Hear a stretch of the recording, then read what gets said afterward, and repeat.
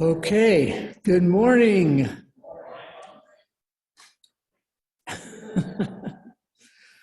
Welcome to the live in-person and live Zoom worship service of the Universalist Unitarian Church of Riverside. Our opening hymn this morning is number 131, Love Will Guide Us, from the Gray Hymnal. Feel free to sing as the Spirit moves you, but please, only with a mask on. Please stand in body or spirit and join us in singing hymn number 131, Love Will Guide Us.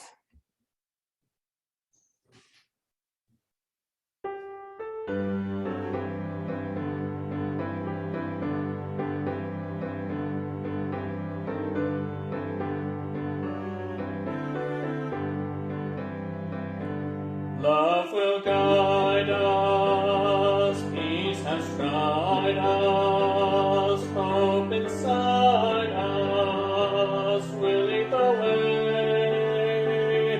On the road from greed to giving, love will guide us through the night.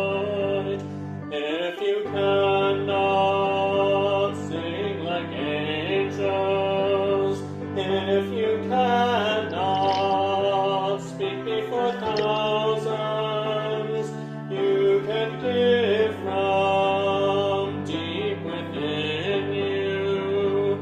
You can change the world with your love.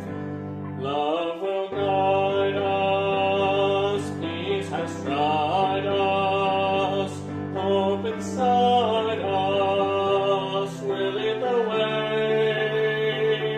On the road from greed to giving, love will guide us through the night.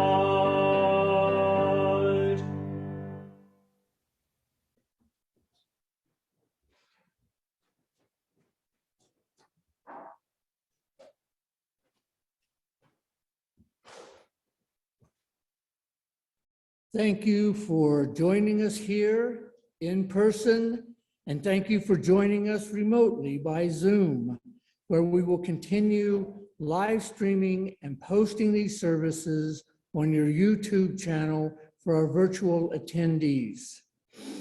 I'm Nick Williams, a member of the worship committee, and I will be your worship associate today.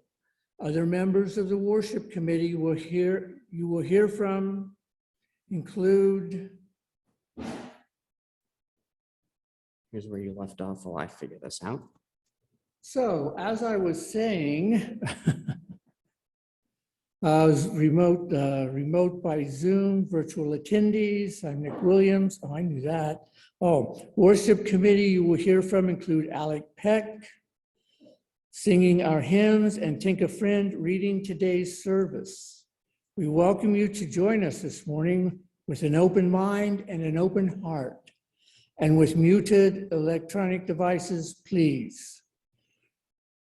We invite you to leave your worries and defenses at the door and trust that what happens in worship is inspiring and powerful. Together, we affirm that this day and our being together can make each of us braver, more compassionate, and wiser as we begin a new day and a new week. Although our doors are open, the pandemic is not over. So while we are in the sanctuary, please keep your masks on and socially distance. That's right where you left off. Thank you very much. Thank you. Hey. All right. Saved again.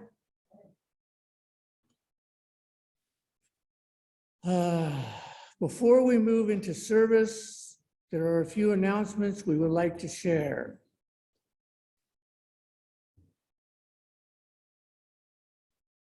We will mention several websites and email addresses and phone numbers. At the end of the service, we will leave up a slide with all this information, and it's available on our website. First of all, I'd like to announce that on Saturday, October 22nd,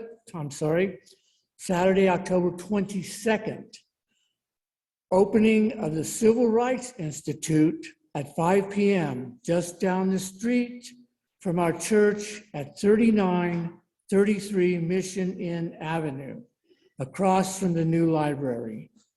The keynote speaker is Tommy Smith, one of two Black Olympians with the protesting Black raised fist at the 1968 medal ceremony. Tinka will be performing. Her group, the Riverside Resistance Revival Chorus, was chosen to be the opening act.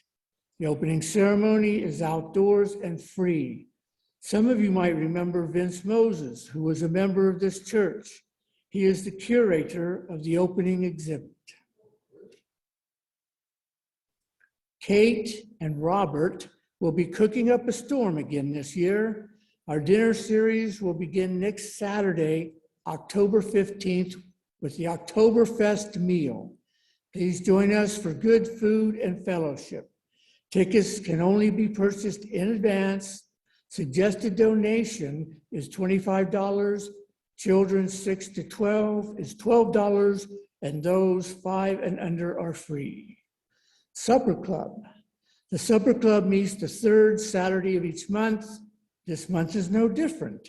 They will be meeting at 5 p.m. here in the parish hall for our Oktoberfest dinner. The yard sale is coming up. Linda and Kate are looking for people to help with the yard sale beginning Thursday, November 3rd through Saturday, November 5th. They will be setting up in the parish hall on Thursday. The yard sale itself will be both Friday and Saturday, with the packing up on Saturday afternoon. Thursday, they especially need people who can help bring the boxes downstairs to the annex. Please see Linda if you can help with any of these days, even if it's only for an hour or two.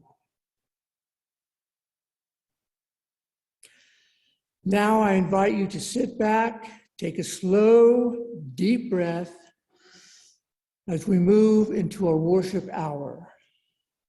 You're welcome to read with me the mission statement of our church. Our mission is to foster a diverse religious community that celebrates life, affirms the individual, encourages spiritual growth and open thought, and works to advance social justice and environmental sustainability. Unitarian Universalist Chaplain Susan Maginn is a U.S. Navy chaplain currently serving the Marines in California. Fear is a primitive instinct and a central motivator in our lives. It is what drives us to make a better, healthier world and helps us avoid what we have learned will hurt us. Yet many of our religious messages include a theme, be not afraid. Is it the only thing to fear really fear itself? In a world of uncertain times, our wisdom and our being together can help us find our way.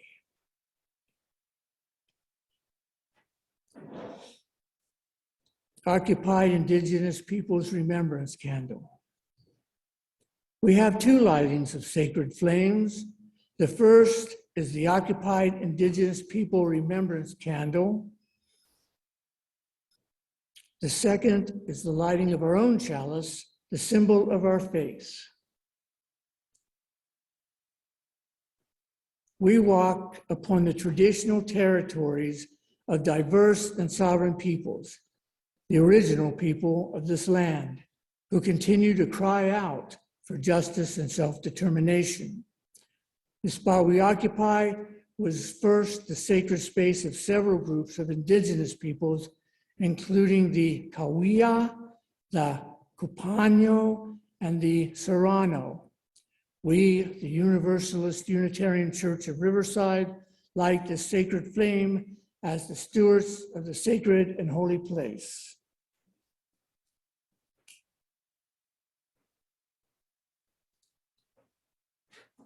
We are blessed with the space and opportunity to strive to live out our common principles, to bring justice, equity, and compassion into our daily lives, to resist all that threatens the earth and her people, and to be part of a world community with peace, liberty, and justice for all. Let these thoughts carry us forth as we journey and worship together. Today's reading for the chalice lighting is Let There Be Light by Gordon B. McKinnon.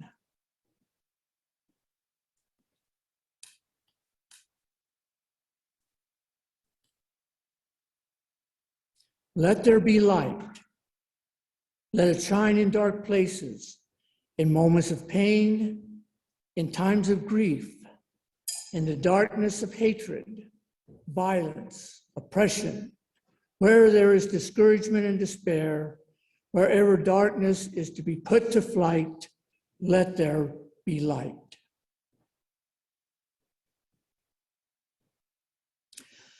We have a tradition here at UUCR to welcome those who are visitors or perhaps returning after some time away. We know it can be uncomfortable to stand up here and speak in front of others, and so I will now ask for a volunteer from someone who has been here for a while to tell us your name and how you found out about our church. We ask you to step close to the mic and speak into it directly and clearly so everyone can hear. However, be aware that you will be visible on our Zoom camera and in the recording of this service, which is posted online. Do we have any church members who would like to volunteer? I know you're out there. You're just burning with a desire to come to the mic. There she is. No, you.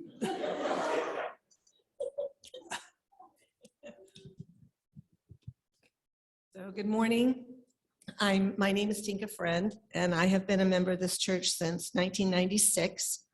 I mentioned, I think, last week that I was 45 when I walked into this sanctuary for the first time, and I'm now 71. So it's been a big piece of my life. I walked into the sanctuary not because it was a church, but because there was a fundraising for hospice at this church. And so I came for that, to help support that. And and then I saw the pamphlets and things outside during the break, and I started reading them. And the one that really caught my eye was Views of a UU Feminist. And I thought, oh my God, I can't believe, that there's a church that embraces feminism and allows you to, to be that openly. At the church, because I came from a very conservative Protestant church growing up, and I left at the beginning of college, and then and never went to church again. So I'm so glad that this church was here. I'm so glad that what this faith is the foundation of this faith, what it's based on, because it gave me back a connection with the divine, with God, and that has been very meaningful for me.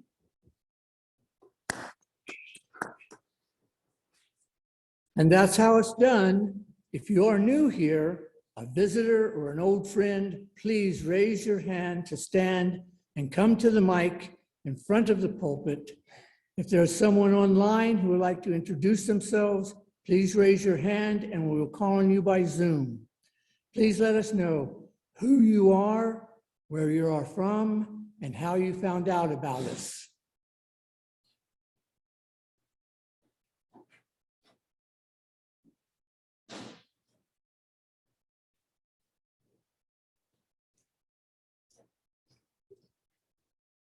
Hi, my name is Jenny. Step forward to the mic, closer. lift it up in front of you. Okay. There you go, yes. Okay, Now a little closer. okay. Don't be afraid. Hi, my name is Jenny McDowell. I live here in Riverside.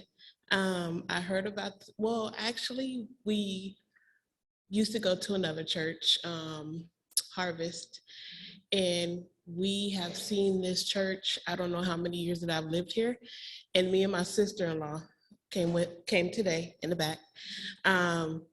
We just always wanted to come in and see what this whole church was about. And it feels like it's very community oriented and free thinking. So we just wanted to come and experience it today. Thank you.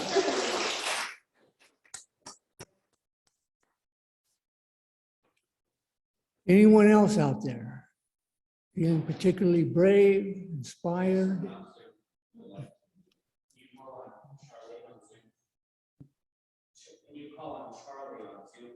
Oh, Charlie on Zoom, please speak to us. Well, good morning, everyone. I'm Charlie Becker. I live in Laguna Woods, and I'm here today because I'm friends with Tinka and Nick, and I can't wait to listen to the service. So thanks for inviting me.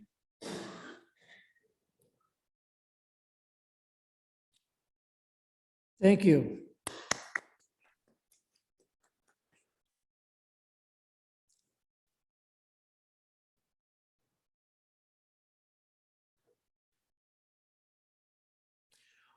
For any of our new guests, please join us for socializing and coffee hour after the service. We'd love to chat with you out in the parish hall, where you can also find our visitors book. Please leave your name before you leave so that we know you were here, and leave your contact information if you want to know about upcoming events. For those online, the best way to get added to the mailing list is to email the church office at admin@uuchurchofriverside.org. Our hymn now is 1020, Woyaya, from the Teal hymnal. Feel free to sing as the Spirit moves you, but please only with a mask on. Please stand in body and spirit and join us singing 1020, Woyaya, in the Teal hymnal.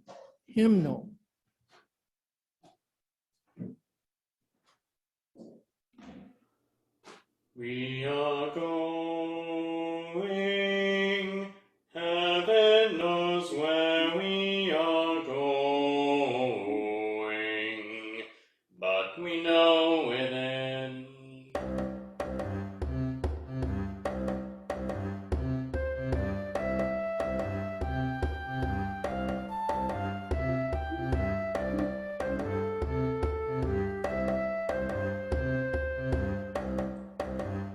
We are going, heaven knows where we are going, but we know within. We will get there, heaven knows how we will get there, but we know we will. It will be hard, we know, and the road will be muddy and rough, but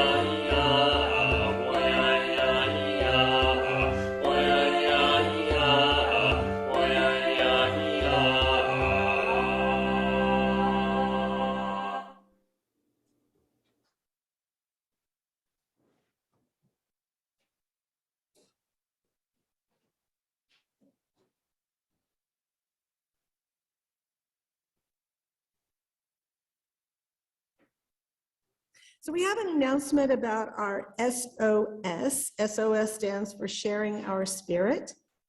And it's a fundraiser. And the income from this fundraiser goes into a special SOS fund. These funds will be only spent on the community to purchase food boxes, holiday gifts, as well as our Thanksgiving Day. And you can contact Robert, our church administrator, if you want more details about that luncheon on Thanksgiving Day. And also Christmas Day lunches. Both lunches are free to anyone who would like to attend and not church expenses or programming. So it's just designated for that. So once again, the holidays are upon us and there are many families in need. Many right here, just down the street, as well as members in our own church community. Each year, the Universalist Unitarian Church of Riverside reaches out to its more fortunate persons to assist us in spreading joy and happiness to the less fortunate local families. UUCR and its community help provide complete meals for Thanksgiving and Christmas during the holiday season. We provide complete food baskets of turkey and all the ingredients for a simple family Thanksgiving or Christmas holiday feast. We personally wrap and deliver Christmas gifts to the local families. We also help provide opportunities to family members to join in on the gift shopping experience. We would like to thank you all for your continued community contributions thus far. Last year, we collected a total of $1,100. Our goal for this year is $2,500. We need to reach our goal of $2,500 in order to provide for most of our families this holiday season. And without your support, these families may not have anything. Last year, we bought and wrapped gifts, and we also took single mothers to a local store and gave them the opportunity to shop for their own families at our expense. These mothers were so happy that it brought some of them to tears. If you would like to help us reach more families this holiday season, our church would graciously accept monetary contributions and donations of new or gently used toys, clothing, packages of new underclothes, socks, blankets, toiletries, etc. All monetary donations and donated items may be tax deductible. This year's Sharing Our Spirit fundraising will begin today, October 9th, and end on November 27th. This will give us a little more time to shop for our Thanksgiving and Christmas food and gift baskets for the community and to support our Christmas and Thanksgiving Day meals. We have several ways you may help your community this holiday season. A, you can donate cash on Sunday at church or anytime during our office hours, which are Tuesday through Friday from 12 to 2 in the afternoon. B, you can send a check or money order to our office at 3657 Lemon Street, Riverside, California, 92501. Please make your check or money order out to UUCR and write SOS on the subject line. You may donate using PayPal online using our holiday contribution link found in the 1-minute guide, which if you have signed up on our book out there, you'll be receiving, if you give us your email address. It will be sent to you via email every week, or use the QR code provided. We will also accept paypal.me, UUCR1881, or Cash App, $UU Church Riverside. Please be sure to indicate that it is an SOS contribution to make sure that the money you're giving goes for that event and not just for general church funds. And D, you may also donate using our Great Lakes Script or Stater Brothers program. Just purchase your Great Lakes script, that's a tongue twister, Great Lakes Script, or Stater Brother cards in our office during office hours. And call the number for, just check and make sure that the inventory is available. Or on Sunday, right after Sunday services, to be used towards holiday food baskets or holiday gifts. So you can buy, let's say, a $50 Stater Brothers card and then put it in for SOS and give it to the church so the church can use that money, that gift card, when purchasing food. And so Dinah, you want to raise your hand so people know, and you're going to have the gift cards today? No, I just mean after church, you'll have them? Yes, so add into our parish hall or fellowship hall. Okay, and that is the announcement about sharing our spirit.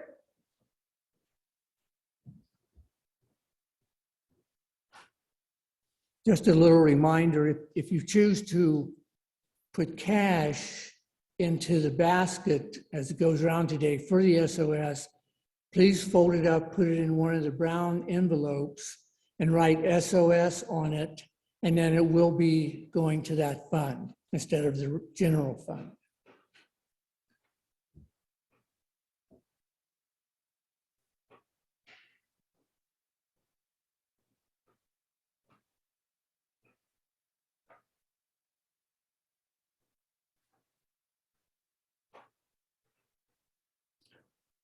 Our volunteers will now come around to collect food and hygiene donations for those in need in our community.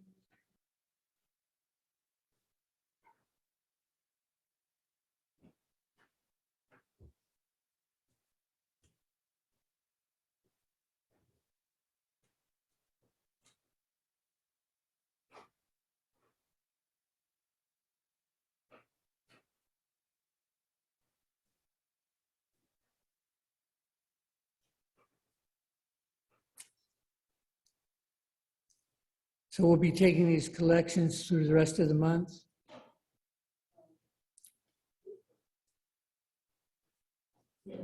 Weekly. These collections will be weekly through the rest of the month,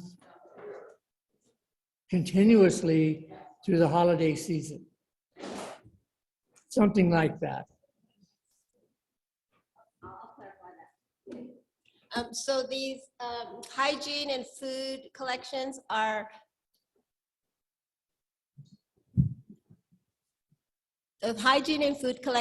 collected weekly at each of our services, and it's an ongoing thing throughout the year for helping the people in need in our community. So we'd appreciate your contributions. Yes.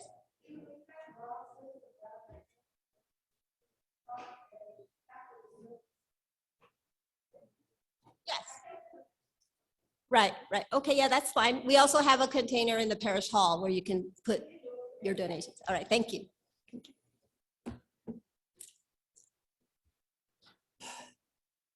This portion of our service is to support our beloved historical community.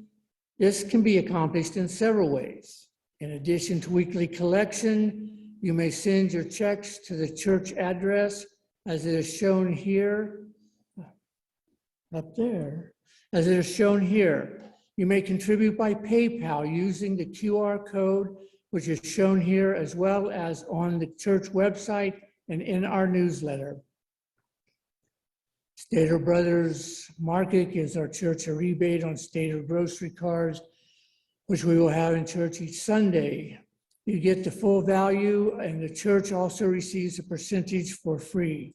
Please see our treasurer to purchase the gift cards. Please donate as the Spirit moves you by whatever method works best for you. Thank you for your generosity. And to those who give of their time and their talent, thank you for your generous care and attention. Will the ushers now please come forward to receive the collection?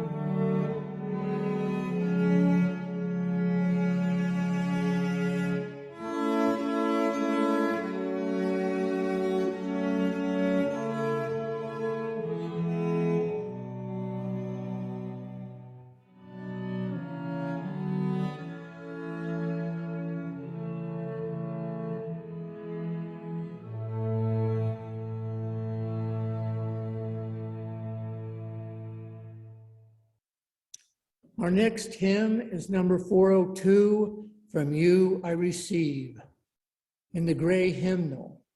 Feel free to sing as the Spirit moves you, but please only with a mask on. Please stand in body or spirit and join us in singing hymn 402, From You I Receive.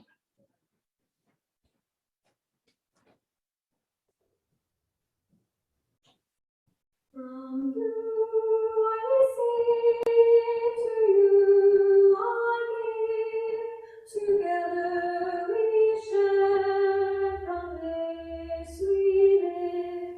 From you I receive, to you I give. Together we share from this we live. From you I receive, to you I give. Together we share, and from this we live.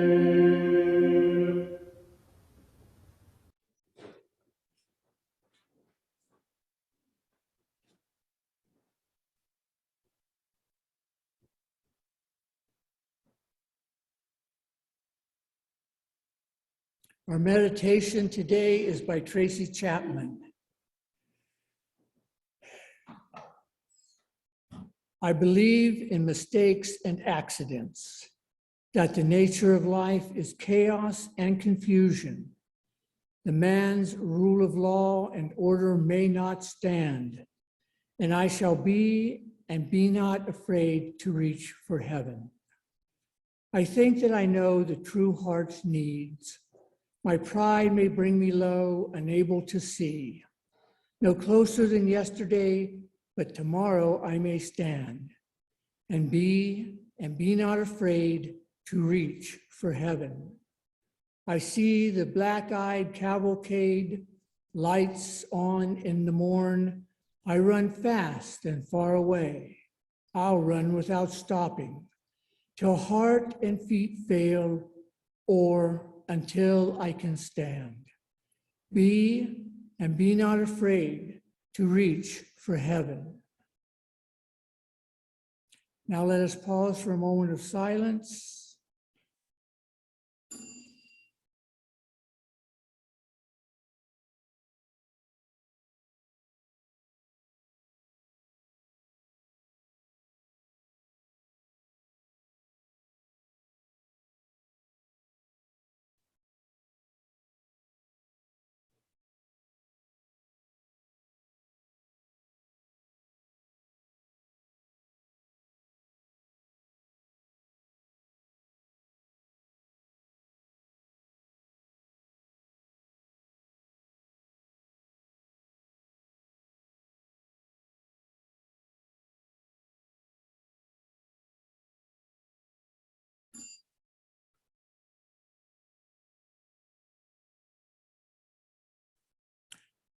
Now I would like to introduce Tinka Friend speaking to us on Be Not Afraid.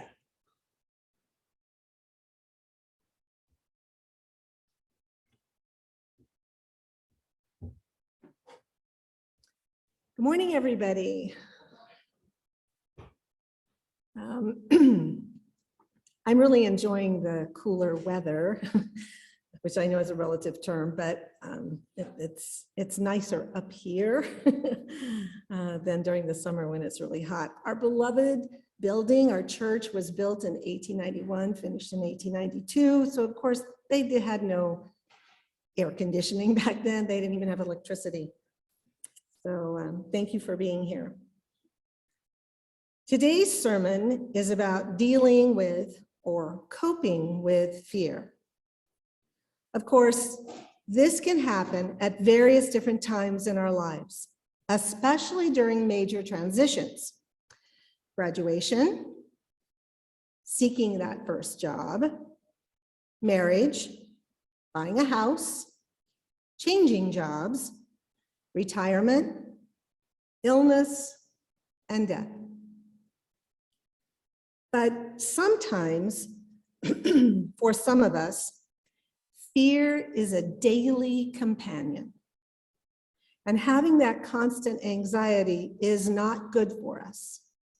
It is not good for our mental health, nor our physical health. So what can we do? For many of us during these past few years, we have sat, stood, and walked through our daily activities with fear hovering around us, right at our elbows. For me personally, it started in 2016. See how old I am? It does seem like it's that long, I can tell you. It started for me in 2016 with the results of the national presidential election, the proliferation of elected far-right political figures at both the federal and the state levels, the demonizing of immigrants and refugees, the callous separation and isolation of children from their parents at the border, the shift of the Supreme Court to extreme conservative positions, the millions of deaths from COVID-19 virus and its variants. Some of those deaths were of our own family members and friends. The dismantling of a woman's right over her own body and health, the open and blatant attack on the Capitol building in Washington, D.C., and now, just a few weeks away, the midterm elections and the fear of how many more rights will be stripped from us. And all of that was on top of the fear over the increasing number of mass shootings that have become accepted and commonplace in our country. That's a lot of fear. That's a lot of fear, and I know it. I felt it, I still feel it, and I know the effects of it. So what can we do? Besides becoming more involved politically, which I encourage all of us to do, and voting, which I also encourage all of us to do, I suggest we take a deep breath and that we give voice to our fears as we listen to the words of the Unitarian Universalist chaplain, Susan Maginn, this morning in her sermon, Be Not Afraid. So I want to be clear, especially for those new people that we have. This is not a sermon that I wrote. It is a sermon that the chaplain, Susan Maginn, wrote. I am simply delivering her words. Be not afraid. The character of God said it to the reluctant Hebrew prophets who were always charged with speaking truth to power. Be not afraid. Jesus said it to his followers, most of whom were rightfully terrified of the looming violence of the Roman Empire. Be not afraid. The angel said it to Mary, who was poor, unmarried, and informed by angels that she was going to give birth to and then raise the long-awaited Messiah. Be not afraid. They were all terrified, and with good reason, and they were all told, be not afraid. Our fears serve a great purpose. We sense a threat. Adrenaline rushes through our body, bringing blood to our muscles, and we can physically respond with speed and strength. Our primitive instincts protect us by saying, be afraid, be very afraid. Religious paths can help us cope when we are afraid. Some lead us towards making justice here and now, while others help us cope by cultivating the inner life, believing that through contemplative practices, the spirit is strengthened to face anything that happens in the material world. There is really only one human fear. The fear that we will be unable to cope. There was a story I heard last month about a woman whose husband lost his job just a month before Christmas. She spoke through tears, describing how different Christmas would be for her family this year. A couple days later, she was interviewed again. She said that things are getting more urgent at home, bills are piling up, and there is no sign of her husband finding a job right away. Then later, when she was asked about how Christmas went, she said that her family's holiday was really good. They learned that the often talked about lesson that the holiday is not about the many expensive gifts that they usually have. And in the first interview, you could hear that she was afraid of not being able to cope with her new reality. In the second interview, she sounded like she had somehow found a way. It sounded to me that she was like many of us. Her spiritual stability had come to depend on the permanence of impermanent things. Her material world was shaken, and in the midst of the confusion, there was somehow some acceptance and peace.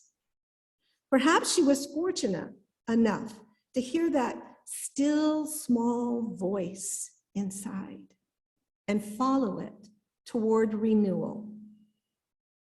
There is a passionate curiosity right now about how Roosevelt's presidency and how he led people through the crisis of the Great Depression. As we know, Roosevelt said during the Great Depression, the only thing we have to fear is fear itself. But what we may not hear in his famous soundbite is that he also said, only a foolish optimist can deny the dark realities of the moment. We must be vigorous in our vision to see the dark reality for what it is. There is suffering among us and in the lives of our neighbors around the world, especially for those who are already vulnerable and before this downturn started. It is scary. There are a lot that we cannot control, but we can aspire to respond to this fear in a way that is creative and life-affirming. After 9/11, we were all afraid, and rightfully so. Our fear was an incredibly powerful force that could have been used to justify reaching out to each other and to our neighbors around the world in innovative ways. Instead, the powerful force of fear was used to justify preemptive war. This time, our fear can be a force for awakening, not for violence. This is where my religious life is so important to me. It keeps reminding me that there is another way beyond the knee-jerk reactions and pulling the covers up and hiding in the bunker. Living a religious life means continuing to turn towards that still, small voice. Let your presence ring out like a bell into the night. If drinking is bitter, change yourself to wine. And if the earthly no longer knows your name, whisper to the silent earth, I'm flowing. To the flashing water say, I am. My grandmother once told me that this was something she liked about the Great Depression years. People could not afford to go out for entertainment, and sometimes they didn't even have work. And so they were guests in each other's homes, sharing stories and conversation.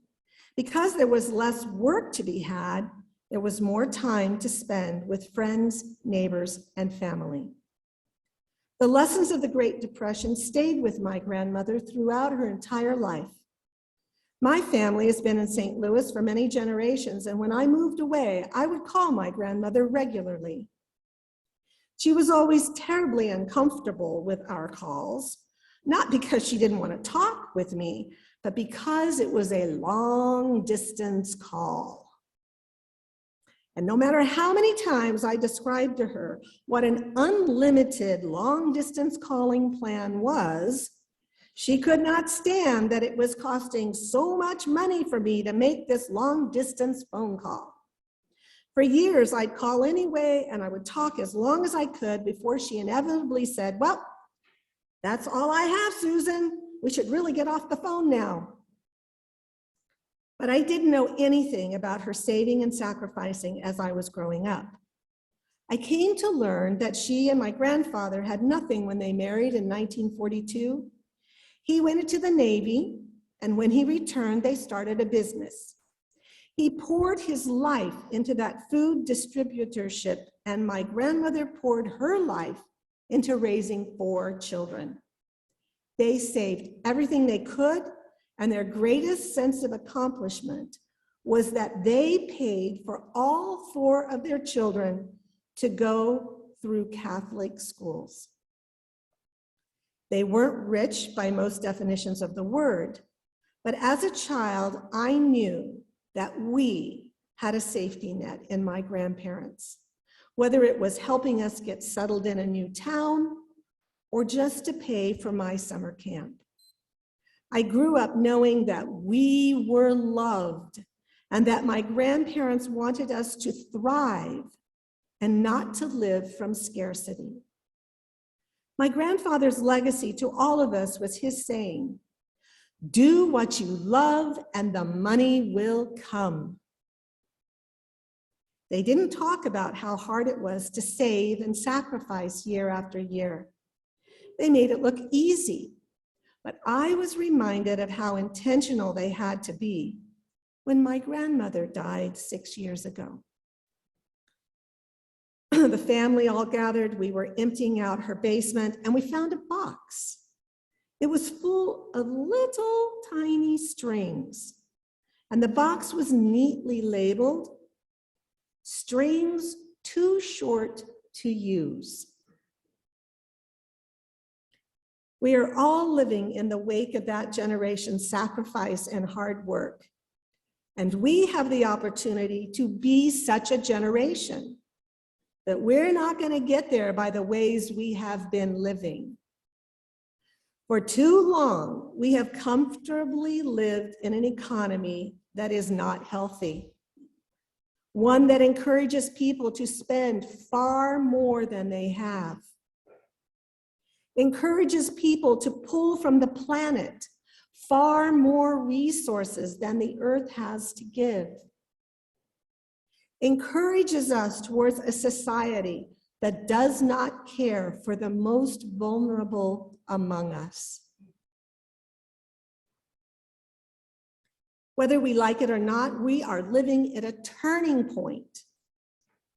We can continue living in an economy of shortcuts, exploiting the vulnerable people and the vulnerable earth, or we can turn. We can turn towards building a new world, one that is sustainable, one that calls for each of us to sacrifice for the well-being of all. If we don't all get there together, ain't none of us going home. My grandmother felt that during the Depression, there was strong connection one to another. And this indeed is a lesson we have to learn. We are such a transient people, often living without the benefit of a cultural heritage or a religious tradition that can teach us how to live through disorienting experiences. Some people don't have a sense of self any larger than their job description. I know that had been me. Without multi-generational family, without a history to revere, without role models, without a sustaining faith, then our fears destroy us. When we can trust in something larger than self, then we can afford to be courageous. We might not know all the answers, but we can trust that others have walked this way before, and they are watching, holding, and loving. In the words of Jane Morley, who is a British Christian feminist, author, and poet, "And you held me, and there were no words, and there was no time, and you held me. And there was only wanting and being held and being filled with wanting. And I was nothing but letting go and being held. And there were no words, and there needed to be no words. And there was no terror, only stillness. And I was wanting nothing, and it was fullness, and it was like aching for God, and it was tough and warmth and darkness and no time and no words. And we flowed, and I flowed, and I was not empty. And I was given up to the dark, and in the darkness, I was not lost. And the waiting was like fullness, and I could hardly hold it, and I was held. And you were dark and warm and without time and without words, and you held me.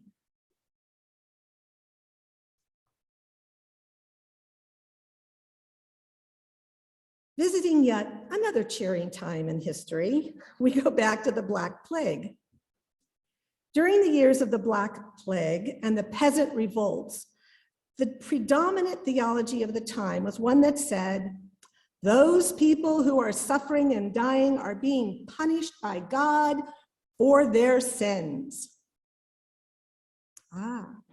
But Julian of Norwich told a different story.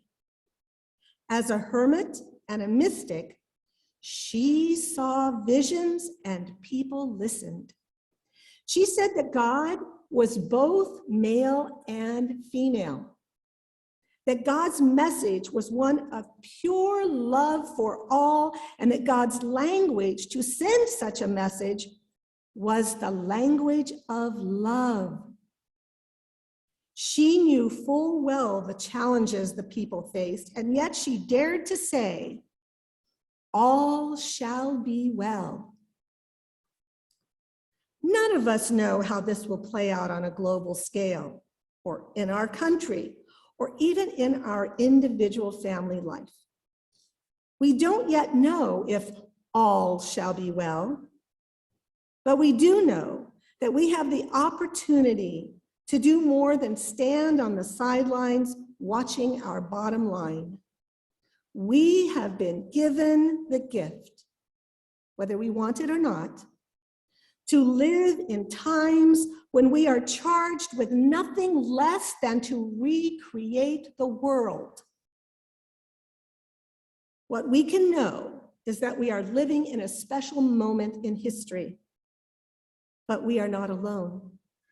Every couple of generations, the cycle turns. This, right now, is a turning point. This is our turning point. Let us be counted among those who stand and turn. So be it. Amen.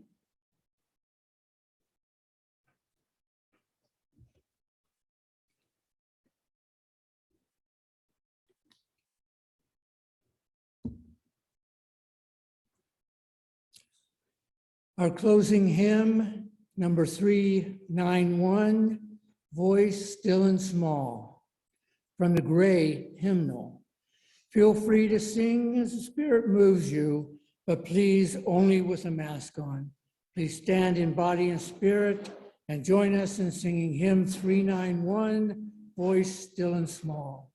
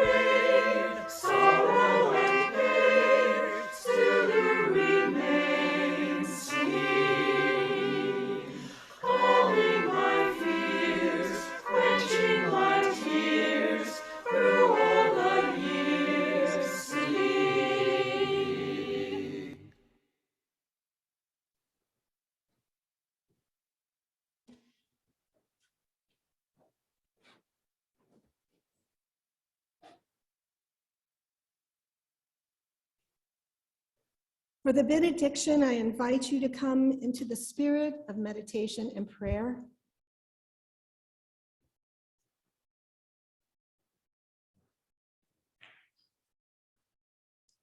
Imagine you were afraid, and in the same breath, you are safe.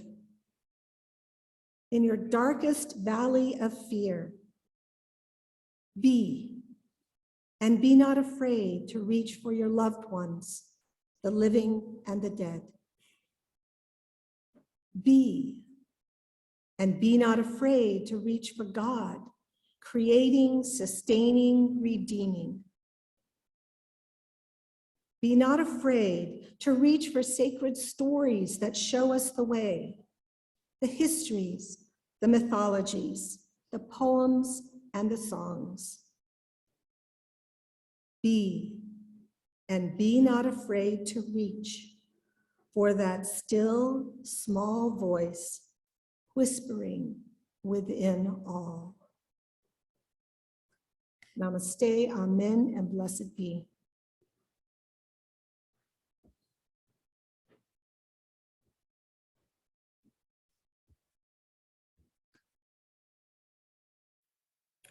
Thank you, Tinka, for sharing your valuable time and insights with us this morning.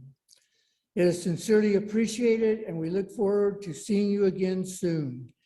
We will have 10 to 15 minutes following the service to share our thoughts on today's topic. Be aware this will be included on the video that is posted.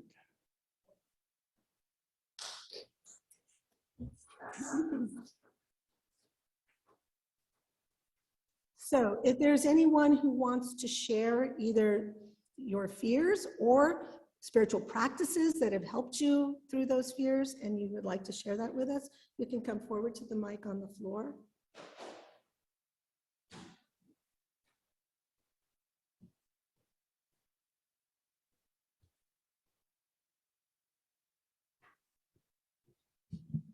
Good morning, everybody.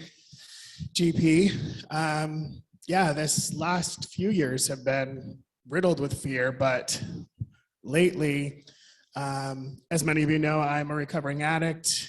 I live in sober housing. You know, I used to live the life in Boston, Massachusetts, had my own apartment, you know, had the things in life that I was, you know, told I needed to have in order to be validated. Now, as I start this new part of my journey and I've been coming here, there's a lot of fear in the unknown, a lot of fear in what my status is in life as I continue to navigate, you know, moving on to different housing, or what the next job will bring, since the job I have currently is temporary, but it's a good job. You know, so this was a really good message to hear this morning, that, you know, in the times when my patience is tried, or, you know, I want to control everything and I want to be, you know, I want to go on to the next step because I think I'm ready. I just have to take that deep breath and know that I'll be ready when my higher power says I'm ready, and they will let me know, and they do on the daily. You know, when I wake up and I am a bit more present, or even in watching some silly TV shows. I watched this show, The White Lotus, and last night there was this Hindu Buddhist reflection that they were talking about how with every breath and every second we're reborn. We never experience that moment until it happens. And when we allow that in, there's a beauty in that. And that just sort of sat with me last night as I watched that episode. And so that's why I'm here today, just to be present here, and get on with the rest of my day, but be present. All right, thanks. Thank you.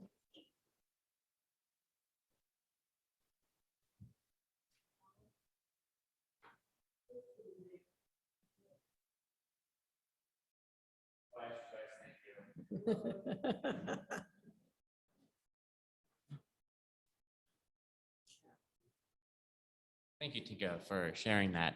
I had a couple comments that I thought of during the service, so I took notes, so I'm going to cheat a little bit.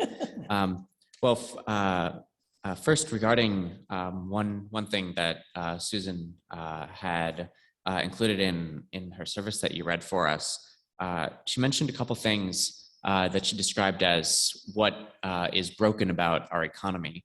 And they stuck out a little bit to me because they're not the same things that I think of when I think about what is breaking the economy. The two things that stuck out to me were, she said that people spend more than they have, and that we draw more from the earth than it's able to provide. But I feel like people don't really, what's really ruining, the thing that's ruining the economy is that we are, because of the way that our economy is structured, it forces us to hoard more than we really need, especially you know, once you get much more than what just the basics of what you need to survive and to have what you need to be happy, are the way that we've structured what's breaking about our economy is that we have incentivized you to keep going. There is no end to when do you have enough money, and we are forced to, and because our value is based on how much capital we're able to earn, we're forced to sort of hoard more than we really need. And very much related to that, we don't really have an issue of overconsumption from the earth. The earth, you know, will go on without us. The earth spent over 100 million years with giant lizards wandering around. If we annihilate ourselves, the earth's going to go on just fine. The problem is that we're producing much more than we consume. We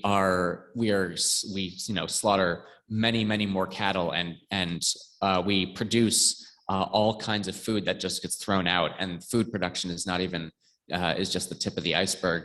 But it's not the earth is huge and bountiful, and we're not going to really disturb the earth in the long run. The only difference is how much we're producing versus then how much of that we actually use. My last, sorry for speaking a little long. The other comment was, I noticed that in our hymnal, in our final song, which was a suggestion from from Susan, I believe, as one of the suggested hymns. The lyric in the hymnal says, through storm and rain, through sorrow and pain. But actually in the hymnal version, the hymnal that I had grabbed, someone had crossed out storm and written dark, through dark and rain. And actually the video that I had pulled out from YouTube used dark and rain. And that bothered me quite a bit, actually, because I don't think of darkness as being bad. To me, darkness is the safety of the womb. Darkness is sort of the color of gentleness, and it's the color of the soil, the color of the earth, the supportiveness. It's the yin and the yang. Darkness is not something that is evil. It's something that we should be happy to embrace. And so, done again, I would have tried to find a video that used storm and rain, perhaps. Thank you, Alex. Bud, come on up.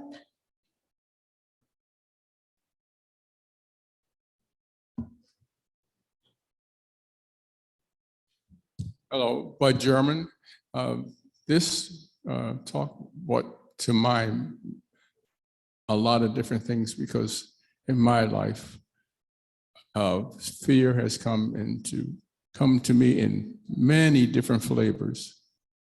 The fear I felt when I was in Vietnam during the war is different than the fear I felt after I took the bar exam, thinking that if I didn't pass the bar exam, the world would come to an end. The fear I experienced when my wife was sick, the fear I felt going into the deep woods in Mississippi in 1960, the further I got away from the base, the more fear, and it was different flavors. And as I think about it more, all the different flavors, hundreds of different flavors of fear in my life. And fortunately, so far, it turned out very well, but the feelings were so different, different flavors, hundreds of them. Just a thought. Thank you. Thank you.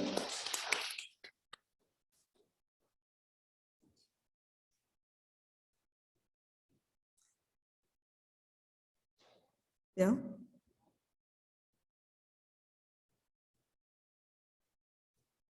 Just a short line from a science fiction series that I never did finish because it got long. But early on, there's a line in a piece called Dune that simply has one line that positively summons, if nothing else, our arrogance to solve the problem. Fear is the little mind killer. Mm-hmm. And you know something? I'm just arrogant enough. Fear is the little mind killer. And I'm just arrogant enough not to want to be flailing around like a mess when the fear comes. So, well, you know, we can strive for a higher reason, or just because we don't want to look like idiots in the camera of our mind. Thank you, Bill. Is there anyone online? Charlie, would you like to share?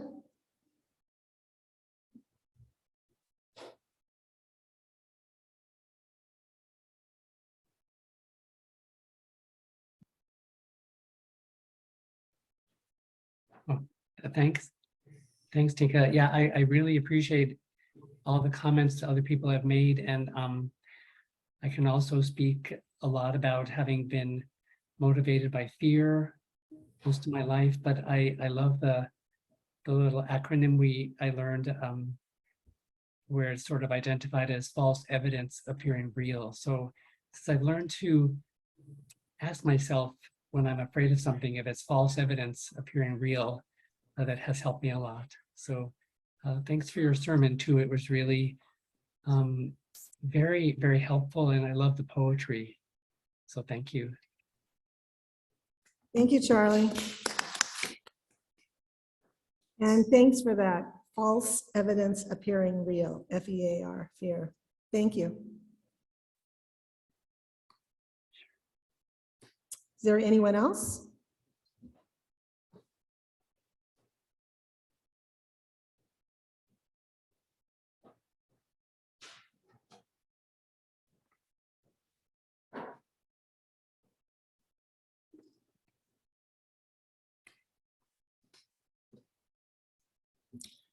I have two comments, one silly and one serious. The first silly is whenever I felt really upset, like this weekend about possible nuclear annihilation, I get the urge to send an email to President Biden. And so about a few months ago, no, a couple of weeks, month or two ago, I sent 5 letters to President Biden telling him that there are parallels between the Cuban Missile Crisis and Ukraine. It didn't seem to take. So I wrote him yesterday about this nuclear annihilation, how he should immediately pick ways of saving face for both leaders, Putin and Biden, to pull us out of the danger of nuclear. As usual, I received a message back from the White House immediately, because whenever you contact the president, you are, of course, being watched in some way. I doubt that it'll do any good, but for some reason, writing all that, typing it all up made me feel much better. Mhm. Now, the serious thing is there's been 2 times when I've been really shocked, bewildered in my life. I've actually had a fairly sheltered life. But those 2 times, I looked at my thinking because my mind kept giving, well, first of all, I have to say that if I'm really scared of something, I usually can solve it. I just focus everything on it. It becomes #1 priority. There is nothing else. I just tear into it without end. I think I picked that up from my father. But the second thing that I found is living in my father's house and reviewing all of the different viewpoints that he had instilled in me. And I was depressed after college. I didn't know enough to leave and get a job. I looked at all my thoughts and I went round and round and round. Finally, I decided I have to look at each of my thoughts, and one of these, if not more, has to be inverted to let me escape. And it worked. From security is living under my dad's roof and listening to his ideas, to a job of security. You live wherever the job is, doesn't matter. And that saved me on that. My second shock was I hadn't married a girlfriend that I had found from this church. As time went by, my mom kept reminding me of how much I should have married her.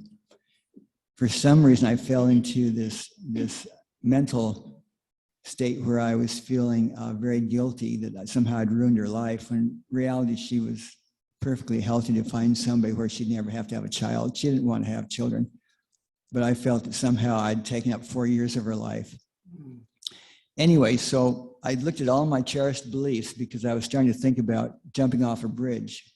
It was getting quite serious, and I thought I should either seek psychological professional help or do something before I switched to the psychotic, because when you're psychotic, you're lost. Looked at all my beliefs, and I said, I got to invert one of these, just like back when I was a youth with my dad. I came to one that said, you don't need to marry because the world is overpopulated. And I said, that's the one. I'm going to get married and give it a shot. So anyway, thank you, but it has worked very well for me. There was 2 times and if I ever have that much shock again, I'll do the same thing. I'll look at all my beliefs and I'll say, one of you has to change for self-preservation. So that's actually my serious thought here. Thank you.